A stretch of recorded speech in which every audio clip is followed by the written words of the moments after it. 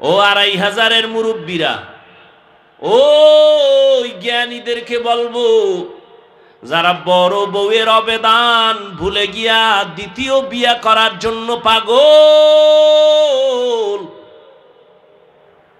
বড় বউয়ের অবদান অস্বীকার করতে পারবা না রে স্বামী। তোমার জীবনের কষ্টের ভাগ নিছে তোমার বড় প্রথম স্ত্রী। কি তোমার জীবনের কষ্টের ভাগ, সংসারের মধ্যে কত তুফান আসছে, এগুলো মোকাবেলা করছে তোমার প্রথম স্ত্রী। এবার পরের স্ত্রী আসছে তোমারটা নেওয়ার জন্য, কিছু দেওয়ার জন্য না। ঠিক নি? রহমতের নবী খাদিজা রাদিয়াল্লাহু আনহার কথা মনে করে কাঁদতেন। আর তিনি যতদিন বেঁচে ছিলেন নবী দ্বিতীয় বিবাহ করেন নাই। এক আল্লাহর বান্দা দ্বিতীয় বিয়া কইরা কত গর্ব করে। আমি বললাম কেমন আছেন? কয় অনেক ভালো আছি। আমি যখন দুইটা কথা বলছি না, কয় আমি করমু কি? আমি তুমি সাগরে ঝাঁপ দাও। এই বড় স্ত্রী, তার অন্তরে চাপা কত কষ্ট, স্বামীর ঘরে এসে কত তুফান আর কত ঝড় ঝাপটা বরদাস্ত করে সংসার আমি সুন্দর করে সাজাইলাম। সাজানো সংসারে আইসা আর একজনে ফুল ফুটাবে, এটা প্রথম স্ত্রী মেনে নিতে পারে না। এরপর আসো সন্তান, ওই ঘরেও সন্তান, দ্বিতীয় ঘরেও সন্তান। যতই বাহাদুরি করো, সন্তানের মনে কিন্তু একটা চাপা কষ্ট থেকে যায়, বলতে পারে না। কয়েক মাস আগে রাজশাহী একটা মেয়ে লাইভে আসিয়া আত্মহুতি দিয়েছে, ফাঁস দিয়েছে আর বলেছে, বাবা তোমার কারণে মরে গেলাম, তুমি আর একটা বিয়া করছো। আমি স্বামীর ঘরে আসার পর আমার স্বামী বারবার বারবার আমাকে আক্রমণ করেছে কথা দিয়া, তোর বাবার চরিত্র খারাপ, না হয় দ্বিতীয় বিয়া কেন করলো? এই দুঃখে আমি ফাঁসি দিতেছি বাবা। লাইভে এসে মেয়েটা বলে মরে গেল। রহমতের নবী আসলেন, উম্মতেরা মুরব্বি পেয়ে গেল। মুরব্বির কথা মেনে যখন চলে, তখন আল্লাহ তাদের উপর এমন নিয়ামত দান করেছেন। জিব্রাইল আমিনের লিস্টি দিয়া কয়, যাও লিস্টির মধ্যে আমি নাম লিখে দিলাম, নবীরে ঘোষণা দিতে বলো, এই লিস্টিতে যাদের নাম আছে তারা বিনা হিসাবে জান্নাতি। বেহেশত আজা কে আজারে নবাশত, কাছে রাবা কাছে কারে নবাশত। ও পর্দার আড়ালের আম্মা জানেরা আসেনি? এরে আম্মা জান, এতক্ষণ আপনাদের সন্তানদের যে বয়ান শুনাইলাম, একটা ভালো ডাক্তার বানায় যান, সন্তানটাকে ইঞ্জিনিয়ার বানাবেন, সন্তানকে প্রফেসর বানাবেন, সন্তানটাকে একজন ডাক্তার বানাবেন। আদবওয়ালা বানায় যাইন, বেয়াদব বানাবেন না। আপনার দুনিয়াও বরবাদ হয়ে যাবে, আখিরাতও বরবাদ হবে। তবে সন্তান ভালো হোক বা খারাপ হবে, মায়ের অবদানের কারণেই হবে। এ দুনিয়াতে আপনাদের জন্য মর্যাদা বেশি। রহমতের নবী আসিয়া নারীদের মর্যাদা বাড়ায় দিলেন। এত পরিমাণ বাড়াইছেন, কিয়ামতের আগের দিন পর্যন্ত আর কোনো পণ্ডিতের বাড়াবার কোনো সুযোগ নাই। কিন্তু এই দুনিয়ায় ধান্দাবাজেরা কয় ইসলাম নারীর সম্মান অধিকার দেয় নাই। আমি সারা দেশে চিৎকার দিয়া বলি, এরা লম্পট চরিত্রহীন, এরা নারীর দুশ্মন। পৃথিবীর কোন ধর্মে, কোন সংবিধানে নারীর সম্মান বাড়াতে পারে নাই। হিন্দুদের কিতাব খুলো, নারীদের উপরে অবিচার। বৌদ্ধদের কিতাব খুলো, নারীদের উপরে অবিচার। খ্রিস্টানদের কিতাব খুলো, নারীদের উপরে অবিচার। ইহুদিদের কিতাব খুলো, নারীদের উপরে অবিচার। একমাত্র নারীর মর্যাদা অক্ষুণ্ণ রেখেছে যেই ধর্ম, তার নাম হলো ইসলাম। এই ইসলাম ধর্মে মায়ের মর্যাদা, নারীর মর্যাদা। এরে আম্মা জান, আপনারা নবীদের মায়ের মতো মা, আপনাদের এত মান, এত মর্যাদা। আমি ওই বিষয় বয়ান করলে আরো সময় চলে যাবে। মায়ের নামে আল্লাহ কোরআনে হাকিমের মধ্যে আলাদা সূরা নাজিল করেছেন নারীদের নামে। ঈসা নবীর মা মারিয়ামের নামে সূরা নাজিল করেছেন আল্লাহ। মায়ের এত মর্যাদা আল্লাহ দিয়েছেন। নবীর মাধ্যমে বিধবা নারীর সম্মান আমার নবী দৃষ্টান্ত কায়েম করেছেন। 25 বছর বয়স আমার নবীর। নবী হিসাবে তো আলাদা তার পাওয়ার, আল্লাহ তাকে আবার আলাদা স্পেশাল আরো মানুষের পাওয়ার দিয়েছেন এক্সট্রা। এত পাওয়ার নিয়ে যখন 25 বছরে পদার্পণ করলেন তখন পাওয়ার তো আরো ফুল। কিন্তু কঠিন আল্লাহর কুদরত, এই পাওয়ার আল্লাহ রহমতের নবীর 25 বছরে জীবন সঙ্গিনী যিনি চলে আসলেন, তিনি 2 স্বামী বিদায়ের পরে আসতেছে 40 বছরের বিধবা নারী খাদিজা রাদিয়াল্লাহু আনহা। চিন্তা করা দরকার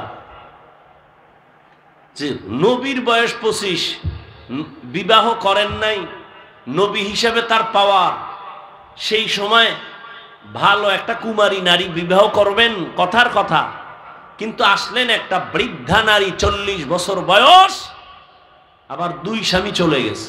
তৃতীয় স্বামী আমার রসুল, 2 সন্তানের জননী খাদিজা রাদিয়াল্লাহু আনহা। দেখেন আল্লাহ কেমন ভালোবাসা সৃষ্টি করলেন। নবী আরো বিবাহ করেছেন, কিন্তু খাদিজার মায়া মৃত্যু পর্যন্ত রসুল ভুলতে পারেননি।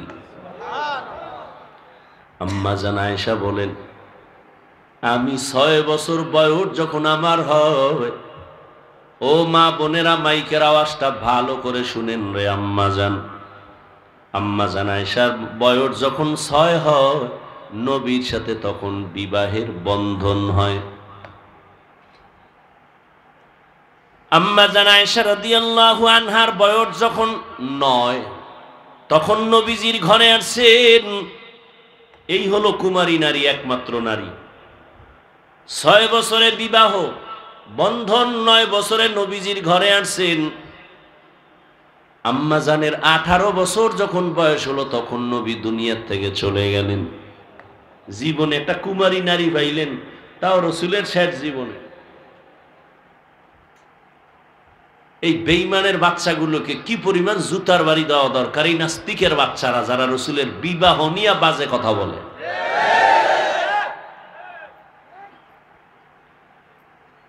নবীজি একজন মাত্র কুমারী নারী পেয়েছেন, 6 বছরে বিয়া হলো, 9 বছরে নবীর ঘরে আসছেন। আয়েশা নবীর ঘরে 18 বছর যখন আম্মাজানের বয়স, তখন নবী বিদায় হয়ে গেলেন। বলেন আমার আম্মাজান নবীর ঘর করলেন কয় বছর? কয় বছর? আমাদের বোনদের তো 18 বছরে বিয়াই হয় না, কি?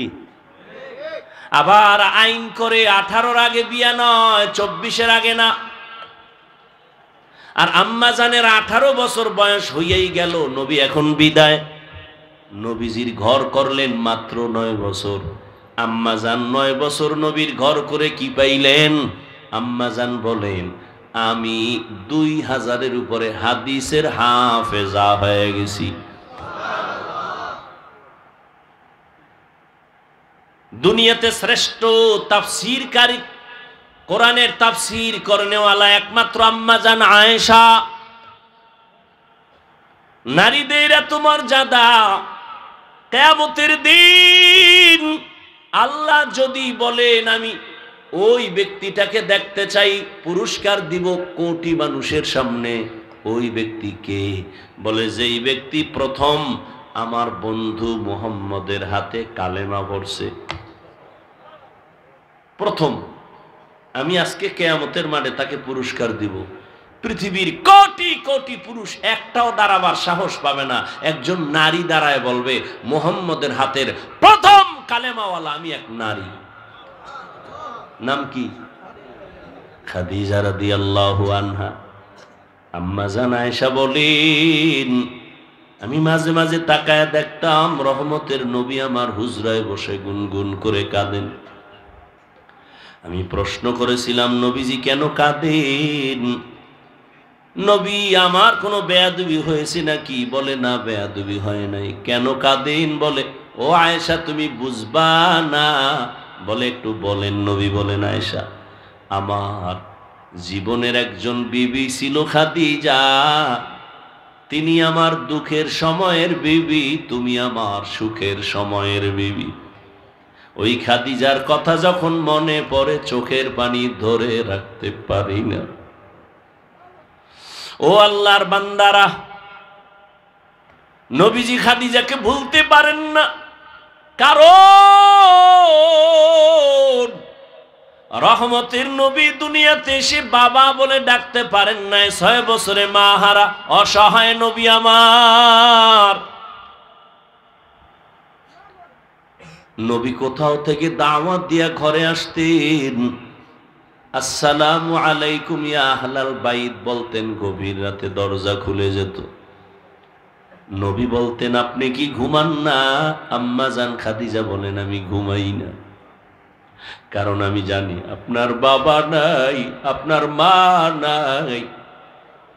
আমি তো 2 স্বামী ছেড়ে চলে আসছি, 2 সন্তানের জননী আমি। আজকে যদি আপনার মা বেঁচে থাকতেন, আপনার কষ্টের দাওয়াতের কথা স্মরণ করে মা ঘুমাইতে পারতেন না। আপনি বাহিরে দাওয়াত দিয়ে আসেন, চতুর্পার্শ্বে দুশ্মন, আমি ঘরের কিনারায় দাঁড়ায় থাকি, ডাক দেওয়া মাত্র যেন দরজা খুলতে পারি, রহমতের নবী যেন কোনো কষ্ট না পায়। নবীজি নবুয়ত লাভের আগে হেরা পাহাড় বেয়ে বেয়ে, পাথরের পথ, উঁচু পাহাড়, ওখানে গিয়ে ধ্যানে কাটাইতেন সপ্তাহে সপ্তাহ।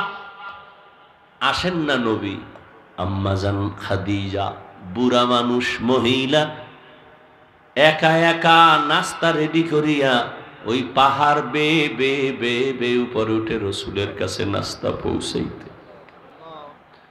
ও 2500-এর মুরব্বীরা, ও জ্ঞানীদেরকে বলবো, যারা বড় বউয়ের অবেদান ভুলে গিয়া দ্বিতীয় বিয়া করার জন্য পাগল, বড় বউয়ের অবদান অস্বীকার করতে পারবা না রে স্বামী। তোমার জীবনের কষ্টের ভাগ নিছে তোমার বড় প্রথম স্ত্রী। কি তোমার জীবনের কষ্টের ভাগ, সংসারের মধ্যে কত তুফান আসছে, এগুলো মোকাবেলা করছে তোমার প্রথম স্ত্রী। এইবার পরের স্ত্রী আসছে তোমারটা নেওয়ার জন্য, কিছু দেওয়ার জন্য না। ঠিক নি? রহমতের নবী খাদিজা রাদিয়াল্লাহু আনহার কথা মনে করে কাঁদতেন। আর তিনি যতদিন বেঁচে ছিলেন নবী দ্বিতীয় বিবাহ করেন নাই। এক আল্লাহর বান্দা দ্বিতীয় বিয়া কইরা কত গর্ব করে। আমি বললাম কেমন আছেন? কয় অনেক ভালো আছি। আমি যখন 2টা কথা বলছি না, কয় আমি করমু কি? আমি তুমি সাগরে ঝাঁপ দাও। এই বড় স্ত্রী, তার অন্তরে চাপা কত কষ্ট, স্বামীর ঘরে এসে কত তুফান আর কত ঝড় ঝাপটা বরদাস্ত করে সংসার আমি সুন্দর করে সাজাইলাম। সাজানো সংসারে আইসা আর একজনে ফুল ফুটাবে, এটা প্রথম স্ত্রী মেনে নিতে পারে না। এরপর আসো সন্তান, ওই ঘরেও সন্তান, দ্বিতীয় ঘরেও সন্তান। যতই বাহাদুরি করো, সন্তানের মনে কিন্তু একটা চাপা কষ্ট থেকে যায়, বলতে পারে না। কয়েক মাস আগে রাজশাহী একটা মেয়ে লাইভে আসিয়া আত্মহুতি দিয়েছে, ফাঁস দিয়েছে, আর বলেছে বাবা তোমার কারণে মরে গেলাম, তুমি আর একটা বিয়া করছো। আমি স্বামীর ঘরে আসার পর আমার স্বামী বারবার বারবার আমাকে আক্রমণ করেছে কথা দিয়া, তোর বাবার চরিত্র খারাপ, না হয় দ্বিতীয় বিয়া কেন করলো? এই দুঃখে আমি ফাঁসি দিতেছি বাবা। লাইভে এসে মেয়েটা বলে মরে গেল। কোথায়? খবর নাই হুজুর গো, খবর নাই। দ্বিতীয় বিবাহ করনেওয়ালাদের পাগল হয়ে গেছে। তুমি বাবা মরে যাইবা, কিন্তু সন্তান আজীবনের জন্য বুক উঁচু করে কথা বলতে পারবে না। যেখানে যাবে একটা দুর্বলতা ভেতরে কাজ করবে। বাবা আমার তো 1 মা না 2 মা। এইভাবে মনের ভেতর একটা চাপা কষ্ট থাকে, মানুষও বাজে কথা বলে। এরপরে আসেন ইনসাফ। কি ইনসাফ? একজনে 3 বিয়া করছে, কয় আপনি সবার ইনসাফ ঠিক রাখেননি। বলে হ্যাঁ কেমনে? কয় ছোট বউয়ের ঘরে রাত কাটাই আর 2 বউয়ের সাথে মোবাইলে কমপ্লিট করি, মোবাইলে কথা কই। ইনসাফ। অথচ আল্লাহ পাক বিবাহের আয়াতের ভেতরে বলছেন ফাঙ্কিহু মা তাবা লাকুম মিনান নিসা মাসনা ওয়া সুলাসা ওয়া রুবা ফাইন খিফতুম আন লা তা'দিলু ফাওয়াহিদা। এটা একটা রেড সিগন্যাল লাগায় দিছে। তোমার যদি প্রয়োজন হয়, তোমার যদি সামর্থ্য থাকে, 2, 3, 4 বিয়া করো। যদি ভয় তোমার অন্তরে থাকে, ইনসাফ বজায় রাখতে পারবা না, একটা নিয়ে জীবন কাটাও। এক স্ত্রীর হক আদায় করতে পারলা কিনা, সন্তানের হক আদায় করতে পারলা কিনা, আল্লাহ আমাদের বুঝার তৌফিক দান করেন। আম্মা জান আয়েশা বলেন, খাদিজার কথা মনে পড়ে রাসূল কান্না করেন। এত অবদান ওই খাদিজার। আরবের ধনাঢ্য নারী, আরবের মধ্যে খাদিজার মতো ধনী কেউ ছিল না। সব সম্পদ খাদিজা রাদিয়াল্লাহু আনহা রাসূলকে হাদিয়া দান করেছেন। আরো শুনেন, নবীজি যদি দোয়া করতেন উহুদ পাহাড় স্বর্ণ হয়ে যাও, হইতো না? কিন্তু নবীর বন্ধু, আপন মানুষ, বংশের লোকেরা নবীজিকে গৃহবন্দী করে শিয়াবে আবু তালিবের মধ্যে আটকায়া দিছেন। 3 বছর পানি দেয় না, খানা দেয় না, কিচ্ছু দেয় না। নবীজি গাছের পাতা ছিঁড়ে ছিঁড়ে চাবাইয়া খায়া পেটের ক্ষুধা নিবারণ করছেন। ওই সময় আম্মা জান খাদিজা আরবের বড় ধনী নারী, কিন্তু নবীজির মোহাব্বত লাভের আশায় তিনিও নবীর কাছে গৃহবন্দির এরিয়ায় শিয়াবে আবু তালিবে যাইয়া নবীর সাথে দিন রাত্র কাটায়, আর তিনিও গাছের পাতা খায়। এই প্রথম স্ত্রী আল্লাহ যদি নিয়ে যায় সেটা ভিন্ন কথা, নিয়ে গেছে আপনি আর একটা করছেন। তো প্রথম স্ত্রীর অবদান অস্বীকার করতে পারবে এমন একটা পুরুষ আমাকে দেখান তো।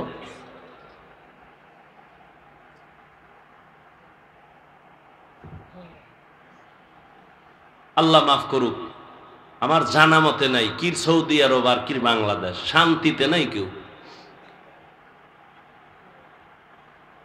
আর অধিকাংশ এই ঝামেলাগুলো কারা পড়ে? যাদের টাকা একটু বেশি হয়, তারা চোখ ডাইনে বামে দৌড়ায় আর মোবাইল। কি ফান্দে পইরা বগা কান্দে,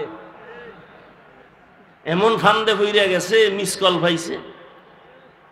যখন একটু ব্যাক করছে, বিপরীত আওয়াজ শুনে ডানা কাটা ভরি। সুন্দর সুন্দর কথা কয়, সাজায়া মধুমাখা আওয়াজ, মাঝে মাঝে ইংলিশও কয়। আর হ্যার বড় বউ তো ইংরেজি বুঝেই না। এখন আধুনিক তো, একটু ইংলিশ দরকার। বাস ফান্দে ভইরা বিয়া করে লইছে। আর কেউ আছে টাকার গরম, আরে আমার টাকা আছে, আমি 4টা খাওয়াইতেরি। তুমি 10টা খাওয়ানো আর হক আদায় করা এক না। আর এই সন্তানগুলো কার মুখের দিকে তাকাবে? একবারও যদি বাবা চিন্তা করত, ওই পথে যেত না।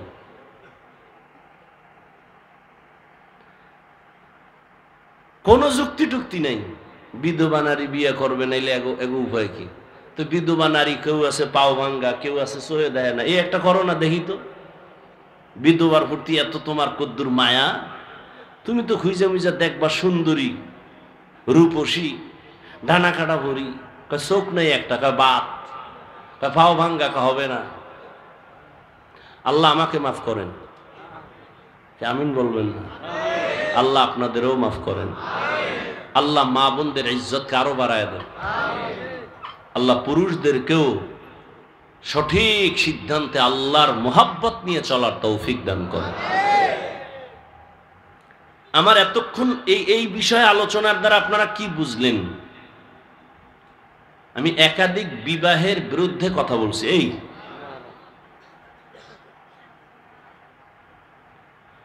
ইনসাফ বজায় রাখতে পারলে আল্লাহ পাক অনুমতি দিছেন, করতেই হবে, বিষয়টা এমন না।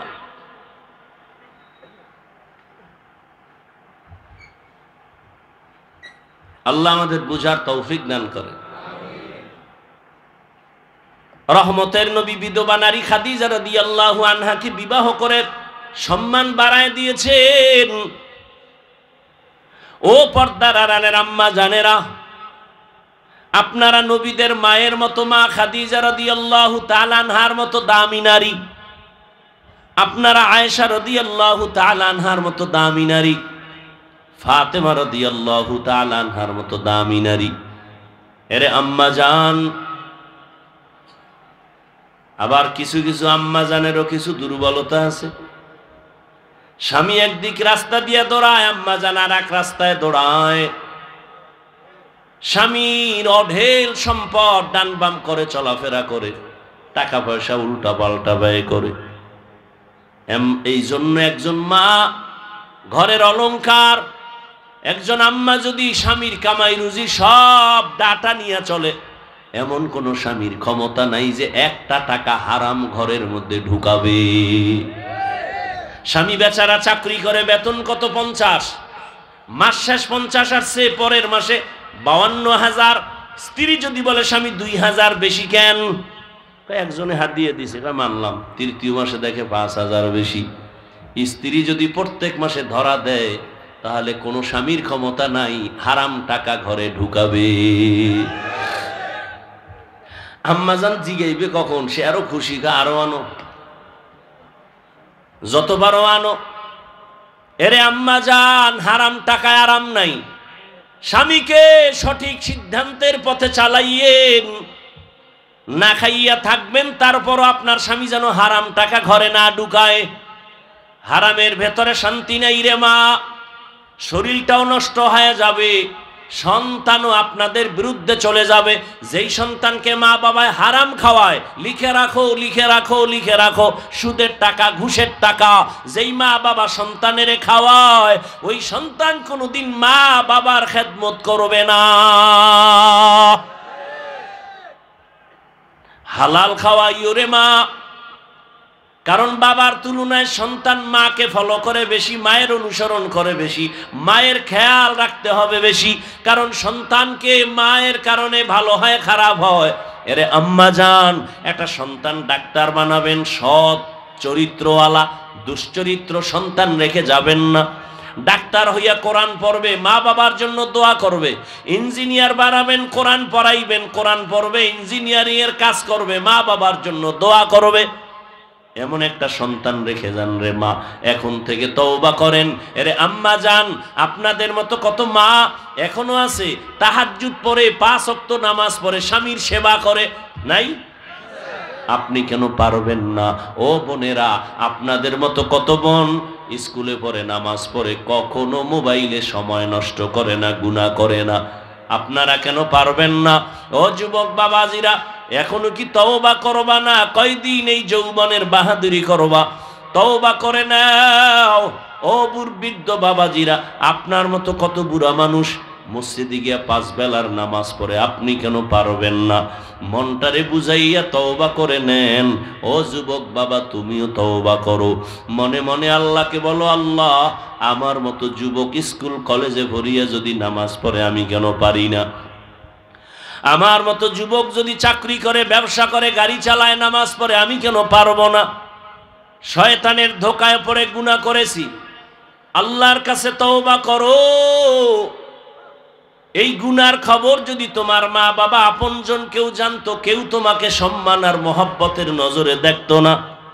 আল্লাহ কিন্তু জানার পরও রাগ করে পানি বন্ধ করেন নাই, বাতাস বন্ধ করেন নাই, খানা বন্ধ করেন নাই। ওই আল্লাহর মতো মহব্বতের দয়ার আর কেউ নাই। অন্তর নরম করে তওবা করো, আল্লাহকে বলো, দয়ার মালিক, জীবনে শয়তানের ধোকায় পড়ে কত নামাজ ছাড়লাম, বেপরদায় চললাম, দাড়ি কাটলাম, নবীজির মোহাব্বত নিয়ে তৈরি হয়ে গেলাম, আজ থেকে আর কখনো নামাজ ছাড়ব না, মা বাবাকে কষ্ট দিব না, উলামায়ে কেরামের বিরুদ্ধে যাব না, নবীজির তরিকা মেনে চলবো, 5 ওয়াক্ত নামাজ পড়বো, দাড়ি কাটবো না। তওবা করার মতো যদি নিয়ত হয়, আর অন্তরে যদি দুর্বলতা না থাকে, মরণের কথা স্মরণ করে আল্লাহর মোহাব্বতের যদি নিয়ত থাকে, তওবার খাঁটি নিয়ত যাদের আছে, রিজিকের মালিক আল্লাহ, হায়াতের মালিক আল্লাহ, আল্লাহ পাক রিজিক দিবেন, হায়াত দিবেন, হায়াত শেষ না হতে মরণ হবে না, আল্লাহ পাক মরণ দেওয়ার মালিক, ইজ্জত দেওয়ার মালিক। ওই আল্লাহর মোহাব্বত নিয়া ও বান্দা তুমি তওবার নিয়ত যদি করতে পারো, মরিয়া গেলে যাব, আর নামাজ ছাড়বো না, দাড়ি কাটবো না, বেপরদায় চলবো না, মা বাবার সাথে বেয়াদবি করবো না, ওলামায়ে কেরামের পরামর্শ নিয়ে নবীজির তরিকা মেনে 5 বেলার নামাজ পড়বো। তওবার নিয়ত যদি হয়, দুটো হাত আমার আল্লাহকে দেখায় দাও। আয় আল্লাহ, হাতগুলো আমাদের কবুল করে নেন, তওবা কবুল করে নেন। আয় আল্লাহ, আমাদের তওবার উপরে মজবুত হয়ে চলার তৌফিক দান করেন, আমিন। আলহামদুলিল্লাহি রাব্বিল আলামিন।